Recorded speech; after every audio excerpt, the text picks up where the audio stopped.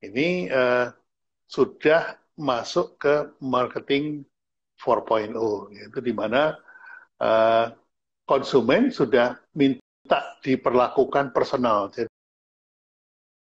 itu, kalau tadinya satu yang besar dibagi Ya, rame-rame, ya, itu istilahnya family size, buat sekeluarga ya, dipotong-potong, betul. dianggap bahwa lu semua pada deh, sama lah rasanya keju gitu kan. Ya, Nah, tapi kalau ini udah personal nih Mbak, ya, ya, ya kan?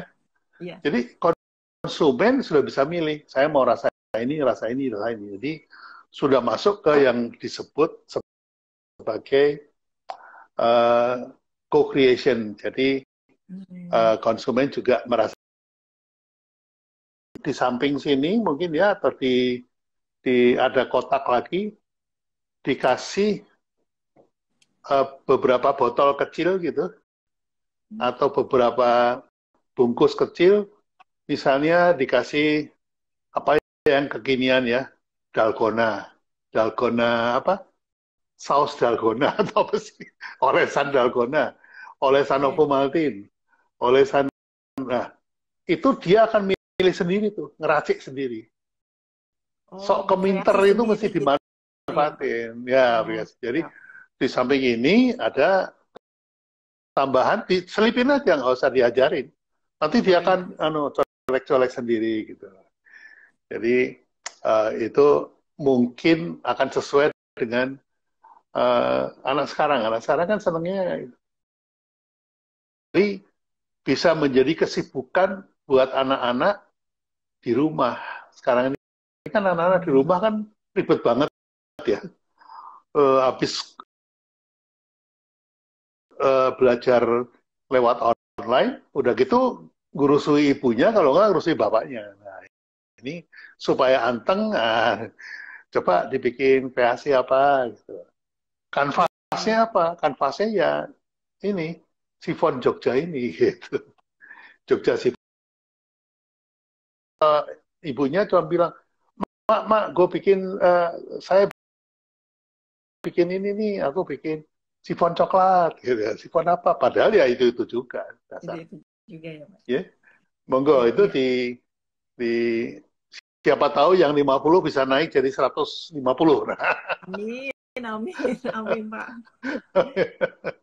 Iya, iya. ya dibahas sama teman-teman mungkin, dan ini juga teman-teman yang mendengarkan ya, ini supaya mendapat inspirasi juga bahwa eh, perilaku orang di rumah itu yang harus menjadi, suami ngapain, bapaknya nih ngapain nih kerjanya, oh kalau pagi gini gini gini, ikutin aja tuh, oh ngopi, nanti ngambil kuaci, nanti ngambil apa gitu. Terus berapa kali nengok ke dapur, nah itu ada, dicatat aja Bu, berapa kali Oh bapak iya, ini masuk dapur gitu ya. Udah gitu, ibu ngapain, oh, ibu ngapain, masak, masaknya apa, diperhatikan di situ. Sampai anak-anak, nah anak-anak ini biasanya korban paling enak untuk dimainkan. iya, iya, Pak. Iya. Baik, baik. Oke, mudah-mudahan ketangkep ya Bu, aninya ya, idenya ya. Insya Allah. Iya. Nah, itu lokasinya di mana aja? Di Jogja semua atau ada di luar Jogja? Yang 9 itu ada di Jogja, Pak. Satu di Klaten, gitu. Jadi, Oh, eh, ya memang dari 9 outlet kita itu kebanyakan di pinggir-pinggiran mengepung Jogja lah gitu ya, kalau bisa iya, iya, dibilang iya. sih. Jadi hanya satu yang kita taruh di kota, itu pun baru di akhir-akhir ini gitu. Jadi memang saya mau scale up itu sebenarnya agak takut-takut Pak. Biasalah Hmm. mental bloknya UKM gitu ya Pak. Sampai ya, jadi mau scale up itu apa namanya, mentalnya harus disiapkan dulu gitu. Jadi 2019 itu sampai 2019 outlet kita itu baru 4 Pak, dan memang saya tuh kan kepinginnya kalau punya outlet tuh ya asetnya kita beli seperti itu. Tapi kemudian ada satu peristiwa yang kemarin saya harus ikut workshopnya Pak Bi juga yang bayar pajak sisa banyak itu Pak. Jadi itu merubah mindset juga gitu ya Pak ya. Ternyata harus ada strategi gitu. Jadi setelah 2019 itu kita siapkan dari mulai alat gitu untuk scale up.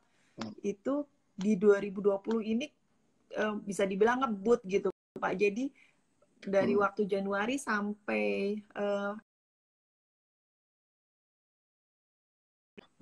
benar-benar ngebut gitu Pak.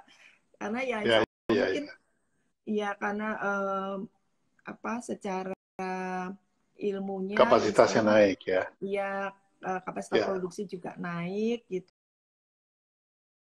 Karena kita juga sudah kemudian memang rencananya kita di 4 kabupaten di Jogja, 1 kota itu kita strateginya memang harus ada outlet gitu. Jadi orang dari distribusinya itu terpenuhi gitu Pak. Nggak harus. Jadi tetap masih ada central kitchen Bu ya? Iya, kita memang central kitchen sih Pak untuk central kitchen, produksi. Sekarang masih central. Kemudian delivery-nya di drop ke masing-masing outlet gitu. Nah, kalau nanti misalnya ada pembeli yang beli lewat WA, itu di dropnya oleh gitu ya, di outlet terdekat dengan lokasi beli mereka gitu Pak. Jadi ya memang kita membuka outlet itu juga melihat database customer Pak. Jadi karena kita ada database, kita lihat iya di daerah sana itu pemesanan. Jadi surveinya sih lebih nggak muluk-muluk gitu ya, surveinya itu kita dari database-nya gitu Pak. Gitu. Jadi ketika kita tahu di sana ya sering antar pesanan gitu, berarti kan memang ada peluang, ada pasar di situ gitu. Jadi memang ya langsung alhamdulillah tuh langsung terbukti gitu ya. Ketika outlet kita running itu omsetnya sudah ada pasar di situ gitu. Saya setuju bahwa riset dan survei itu nggak usah terlalu detail ya. Karena sebetulnya orang Jogja mau bisnis di Jogja berbasis perilaku orang Jogja mestinya ya sudah tahu lah, nggak perlu diriset lagi. Yang melakukan riset dan melakukan membutuhkan mengetahui perilaku orang Jogja itu kan orang di luar Jogja gitu. Riset dan survei itu adalah perilaku dari perusahaan multinasional, Mbak. Karena mereka dari negara pusatnya, kantor pusatnya di New York, datang ke Jogja, nggak tahu perilaku orang Jogja, disurvei kan gitu. Tapi kalau orang Jogja, lahir di Jogja, besar di Jogja, untuk tahu perilaku orang Jogja ya nggak usah pakai survei. Kalau menurut saya loh ya, menurut saya gitu. Malah dulu saya bilang sama orang Amerika yang ngajari saya itu, saya bilang gini, my blood, ticking every time, every second. Jadi lu nggak usah ngajarin gua soal perilaku orang Indonesia. Tapi surveinya gini. Ya surveinya siapa yang bikin survei? Mahasiswa. Siapa? Nah itulah kira-kira Mbak ya. Jadi saya setuju apalagi apalagi UKM sudah lah. Tetangga saja diajak ngobrol udah tahu lah hasil. Atau tanya tukang sayur, nah itu Iya. tukang sayur itu udah melakukan survei. Ini bapak ini rumahnya nomor sekian, senengannya, oh dia senengannya bayam tuh, senengannya beli setiap hari kangkung, nggak bisa aja. Malah akurat ya Pak ya. Malah akurat, nggak pakai macam-macam. Nah, Online itu kita belum maksimal sih ya Pak gitu, karena memang ya, ya. sebelum pandemi itu kalau pasarnya, artinya kan begini Pak, hantaran itu kan di Jogja itu juga ada trennya ya, kalau kita lihat tiap tahun itu kan kita perhatikan itu memang ada trennya gitu. Jadi karena di Jogja itu apa, kalau dibilang itu apa, bulan Jawa itu ya Pak ya, ada yang bagus, bulan bagus itu apa, pasti omsetnya tinggi karena tradisi hantaran itu apa, menyesuaikan bulan bagus gitu ya, kata Ya, orang ini ya Pak gitu. ya. Jadi kita lihat trennya itu juga sih untuk Ya, apa namanya, untuk hantaran ini. Iya. ya, ya, betul. Pasaran juga ya, Pon Wage Kliwon juga Iya, pengaruh. masih seperti itu tradisinya sih. Iya. Jadi menurut saya potensi untuk dikembangkan masih besar sekali. Apalagi kalau kita melihat banyak potensinya. Ini masih ada waktu untuk jawab beberapa pertanyaan. Andri Sebelasya, baru tahu kalau beliau foundernya. Sering dapat kalau ada tetangga hajatan merek ini. Monggo, ini pasti orang Jogja ini. Iya, salam kenal buat Mas siapa tadi ya Pak? Andre. Mas Andre, iya salam kenal Mas Ya, Andre. tempat saya putus-putus jaringan ya udah. Malam Pak Subiak. Terobosannya yang dilakukan Alif apa Umpi selama masa pandemi ini? Nah, tadi udah kita. Yusuf Mansur New. Ini asli apa? Ustadz Yusuf Iya Mansur. Pak, kaget saya. Aduh, Masya Ustadz. Allah. Ini Indomie buat Mindo. Hehehe, pulang taraweh. Pulang taraweh ini makannya Indomie ini, Ustadz Yusuf. Apa kabar Ustadz? Sehat selalu ya. Ini saya selalu menunggu-nunggu postingannya Ustadz. Saya suka lucu-lucu. Sama Oke, Pak. ya Ustadz bisnis. Oke, belajar dari para ahli. Makasih Papi Pepe Ganteng. Oke, siap. Mudah-mudahan setiap sore saya live ini masih ada manfaatnya buat teman-teman. Naning Retno, ini dari Qatar nih Mbak. Mbak Oh Naning Retno iya. dari Qatar, silakan disapa. Ini salam kenal Mbak, katanya insya Allah. Oh iya.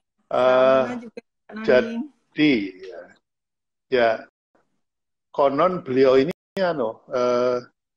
selesai pandemi ini akan balik ke Indonesia dari Qatar dan akan buka usaha. Nah, siapa tahu Oh, nanti bisa berpartner dengan amin, Mbak amin. Asih. Kita pakai ekspedisi, Bu. Nah, oh Mbak Naning ini tetangga di Jogja, Mbak. Oh, Ternyata. Ya, nanti kapan-kapan janjian kalau sudah balik ke Indonesia. ya. Ini apakah bisa lewat ekspedisi, Bu? Kuenya dikirim keluar kota. Ya. Belum pernah coba di bandara juga melihat orang bawa gitu ya. Tapi kalau dikirim by ekspedisi karena memang kita tidak ada pengawet dan hal seperti itu memang lifetime-nya Riskan itu ya. pendek Pak, iya 3 hari gitu ya. Kalau ekspedisi yang apa namanya, saya nggak bisa memastikan bisa sehari sampai gitu, riskan juga sih. Sekarang banyak ekspedisi yang 1 hari nyampe loh Mbak. Jadi mungkin perlu dipikirkan karena kalau oleh-oleh itu kan orangnya harus datang ke Jogja sebagai bukti bahwa sudah ke Jogja bawa pulang oleh-oleh kan gitu. Nah sekarang kan nggak boleh terbang nih Mbak, jadi harus oleh-olehnya yang diterbangkan ya. Mungkin perlu dipikirkan juga itu, saya kira. Pak, ya. Iya. Mbak Nauliha. Naulih, ya. Sukses selalu untuk Alif Bakri, semoga bisa menjadi pusat oleh-oleh khas Jogja ya Bu Asih. Amin. Amin, makasih Mbak Nauliha. Ya, cengkeh pala minumanku. Live setiap hari ini sangat bermanfaat Pak. Saya jadi belajar banyak, semoga Pak Pi selalu sehat. Alhamdulillah kalau waktu yang kita wakafkan ini bisa bermanfaat buat teman-teman semuanya. Nah, saya lupa tadi jam berapa ya kita mulai karena tadi yang nelpon Aldi, jadi saya malah lupa tadi kita mulai jam berapa. Jam 8 kurang 5 menit Tadi mulai, Pak. Oh gitu ya? Oke. Baik, nah sudah nggak ada pertanyaan, kayaknya sudah merasa cukup dan mungkin sudah melihat Alif sudah memberikan inspirasi dan Alif sudah tahu apa yang mesti dilakukan, baik di dalam di masa pandemi ini maupun sesudahnya juga nih Mbak. Jadi buat Mbak Asih dengan bisnis yang sudah ada dan dengan dengan pengalaman yang sudah ada, dengan kondisi sekarang ini, ilmu apa yang masih dibutuhkan oleh Mbak Asih untuk persiapan ketika nanti selesai pandemi? Silakan, monggo. Kalau tidak terlalu banyak berpengaruh itu adalah di digital marketing ya Pak ya. Jadi saya pikir memang kalau Alif sendiri kan masih banyak offline-nya gitu ya Pak. Dan ketika sekarang pandemi itu benar-benar terasa gitu dampaknya gitu. Mungkin kita ini walaupun statusnya adalah UKM seperti itu harus banyak belajar yang dulu mungkin Pak Bi pernah cerita sama saya 4.0 itu ya Pak ya, dari mulai awal sampai akhir itu memang kita pegang gitu. Jadi ketika misalkan ada pandemi atau tidak ada pandemi itu kita bisa jalan gitu. Jadi sehingga ketika pandemi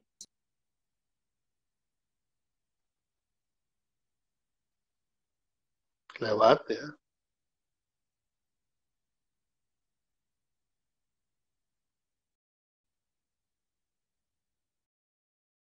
Ya.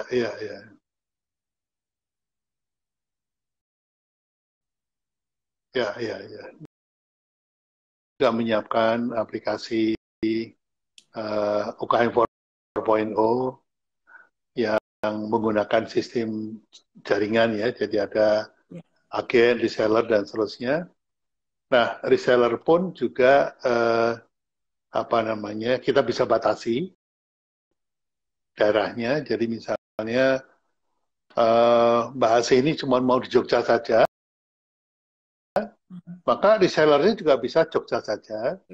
Dan kemudian yang minta misalnya sekarang dari Gejayan gitu, mau beli produk Anda, itu hanya bisa membuka eh, apa namanya toko online-nya reseller Gejayan, nah gitu, atau outletnya Gejayan gitu. Jadi dengan Oh, demikian betul-betul bisa terlokasi karena kita menggunakan yang kita sebut sebagai Google Map atau Google apa gitu ya. Nah itu sehingga reseller di lokal model marketing kekinian, Mbak, ya, itu saya kira memang kalaupun misalnya Anda tidak menghubungi kami juga akan menawarkan karena ke depan itu emang kita mau nggak mau harus menggunakan cara itu. Ya. iya, iya, iya, Baik, betul. nah, udah lapar, belum makan malam. Tadi Iya, iya. baru makan 3 potong kurma Kurma. dengan 1 buah sifon tuh ya. Sifonnya belum dikirim tapi. Iya, Baik, iya, Pak. silakan silakan Mbak Asih ditutup pesan-pesan buat teman-teman. Oh ya, tolong dikasih tahu kalau teman-teman di Jogja mau beli itu alamatnya di mana, menghubungi siapa gitu. Oh, persis. Kemudian pesan-pesan buat teman-teman silakan. Iya. Ya, teman-teman, ini pengalaman saya pribadi seperti itu ya. Ketika kita memulai suatu usaha, itu jangan takut untuk berapa gitu ya. Tapi karena apa namanya, saya punya mimpi tadi dan belajar terus, artinya walaupun kita UKM